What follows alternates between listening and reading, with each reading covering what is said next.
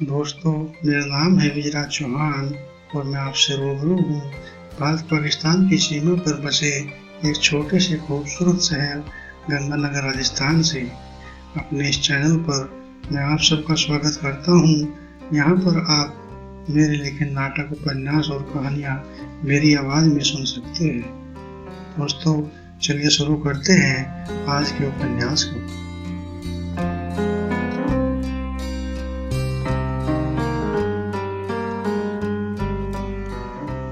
पारो की आंखों में आंसू थे।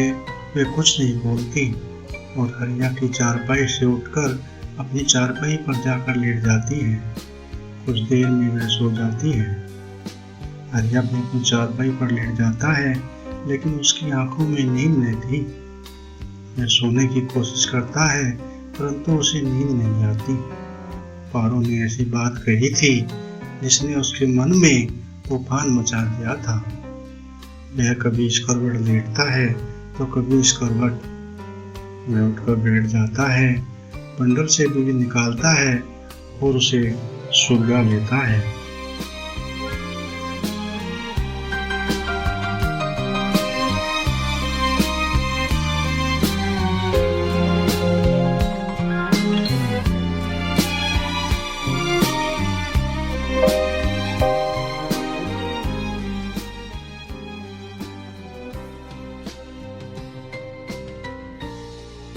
वह एक अजीब कसमकश में फंस गया था। उसके मन में अनेकों विचार आ रहे थे।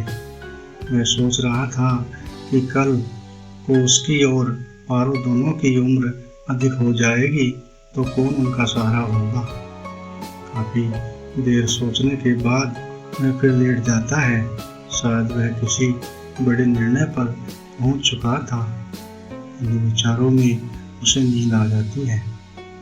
सुबह जब हरिया की आंखें खुलती है तो वह देखता है सूरज का प्रकाश भी किवाड़ों की झिरी से होकर कमरे में आ रहा था।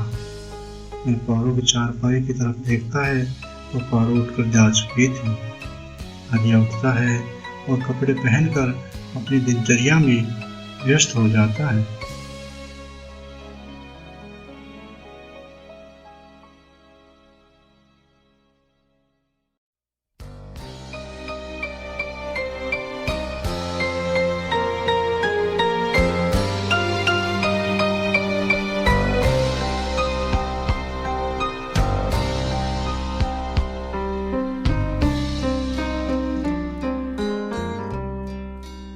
लगभग 3 महीने इसी तरह बीत जाते हैं। सज्जा साहब ने सारी रिश्तेदारियों में निमंत्रण पत्र भेजा था और आज वह दिन आ गया था जिस दिन वो सबको निमंत्रण पर बुला रहे थे। सुबह से ही घर में चहल पहल थी। सड्डा साहब ने अनेकों प्रकार का खाना बनवाया था। रूबिया की हालत भी अच्छी हो गई थी। वह टहलते हुए हर एक वस्तु को इस प्रकार से चेक कर रही थी मानो कोई इंजीनियर किसी फैक्ट्री की व्यवस्था का जायजा ले रहा हो। और भला चेक भी क्यों न करे, आज उसकी सहेलियां और अन्य मित्र पार्टी में जो आने वाले थे।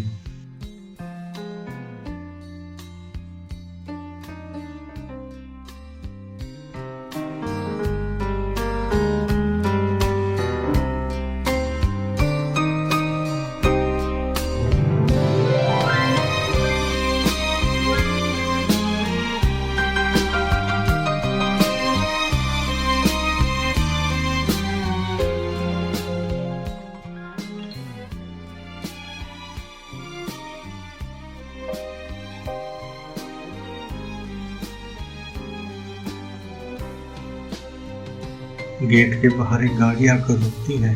गेट कीपर ने गेट खोला। गाड़ी अंदर आती है। उसके अंदर से एक पुरुष और एक औरत उतरते हैं। औरत के हाथों में एक नवजात बच्ची थी जिसका जन्म 5 महीने पहले हुआ था। यह औरत चड्डा साहब की बहन मोहिनी थी। इसके साथ उसके पति जी भी थे। मोहिनी एयर इंडिया कंपनी में एक एयर होस्टेस की नौकरी करती थी। उसके पति एक बीमा कंपनी में मैनेजर थे। पैसा कमाने में ये दोनों भी किसी से पीछे नहीं थे। घर में एक बूढ़ी सास थी जो घर की और छोटी बच्ची दोनों की देखभाल करती थी। चड्ढा साहब दोनों को रिसीव करते हैं।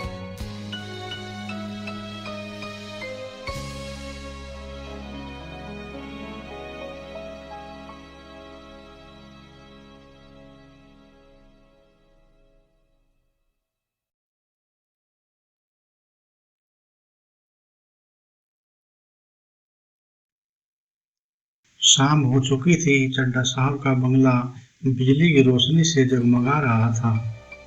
दोस्तों और संबंधी पार्टी में आने शुरू हो गए थे। इस समय चड्ढा साहब और उनकी बीवी रूबिया दोनों दोस्तों और मेहमानों को दौड़ दौड़ कर रिसीव कर रहे थे। टंडन साहब भी अपने परिवार के साथ आ रहे थे। वो अपनी गोद में अपनी बेटी ऐश्वर्या को भी लिए हुए थे और दूसरे हाथ में शायद बच्चों के लिए कोई उपहार था। वे ऐश्वर्या को पारों के साथ छोड़ देते हैं। वह भी बच्चों के साथ खेलने लगती हैं। दोनों बच्चों को पारो सुलाने हुए थी। हरिया भी मेहमानों की खातिर में व्यस्त था।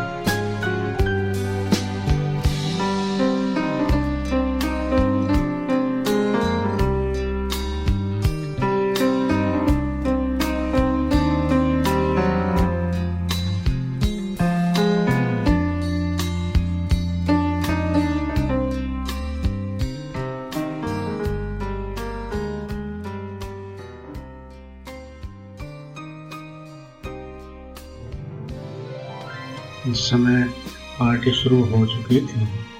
सब अपनी अपनी पसंद का खाना खा रहे थे। खाना खाकर सभी लोग बच्चों को आशीर्वाद देते हैं और अपने अपने घर लौटने लगते हैं। लगभग रात के 11 बजे सभी मेहमान और दोस्त चले जाते हैं। चड्ढा साहब और रूबिया दोनों खुश थे, लेकिन इस समय वो इतनी शराब पी चुके थे कि उनके कदम बहक रहे थे। हरिया और पारो उन्हें पकड़कर उनके कमरे में छोड़ आते हैं। हरिया बच्चों को भी उसके पास सुला आता है, लेकिन दरवाजा बंद नहीं करता।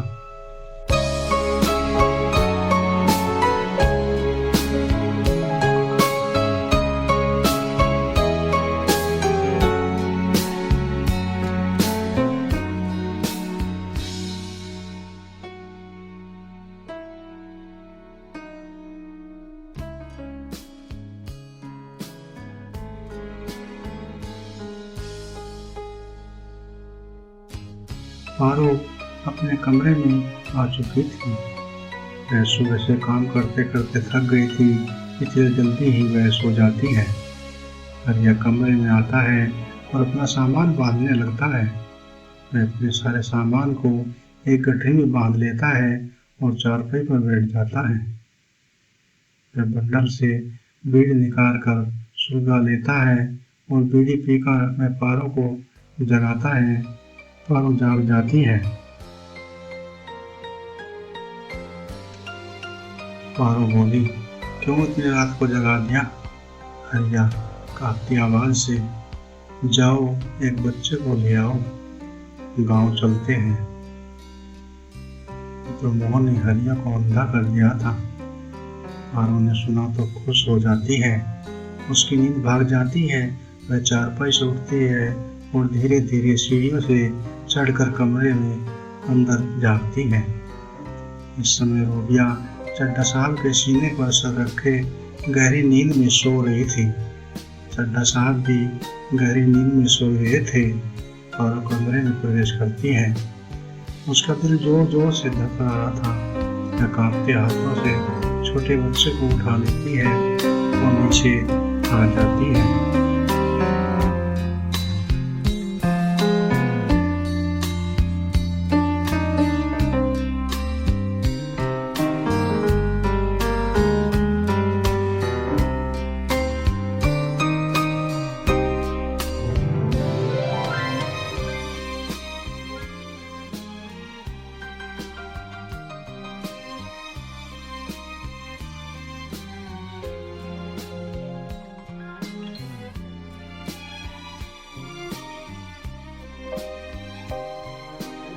हरिया गठरी को उठा लेता है और पारो को एक चद्दर ओढ़ने को देता है। दोनों चुपके से बंगले के गेट से बाहर निकलते हैं। सारा शहर इस समय नींद में सोया हुआ था। हरिया गठरी लेकर आगे चल रहा था, उसके पीछे पारो भी चल रही थी। रात के लगभग 12 बज चुके थे। वे स्टेशन पर पहुंचते हैं और गांव के लिए गाड़ी में सवार हो जाते हैं। हरिया गठरी को रखकर बैठ जाता है, पारो भी उसके बगल में बैठ जाती है। हरिया खिड़की से बाहर देख रहा था और किसी गहरी सोच में डूब जाता है।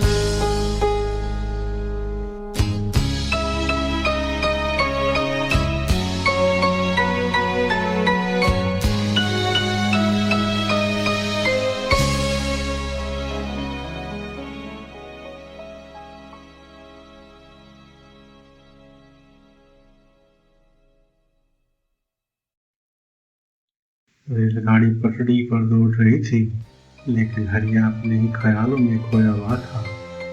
वह उदास था। उसे 15 साल पहले के वो दिन याद आते हैं जब गांव में अकाल पड़ा था।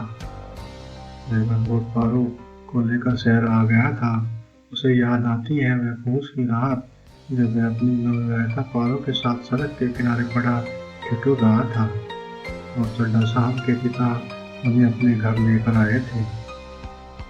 कि तूने अच्छा नहीं किया हरिया, यह तो एक विश्वासघात किया है तुमने। तुझे तो नरक में भी स्थान नहीं मिलेगा। भगवान तुझे कभी माफ नहीं करेगा। वह अपने आप को निखारता है। उसकी आंखों में आंसू थे। वह बहुत उदास हो गया था।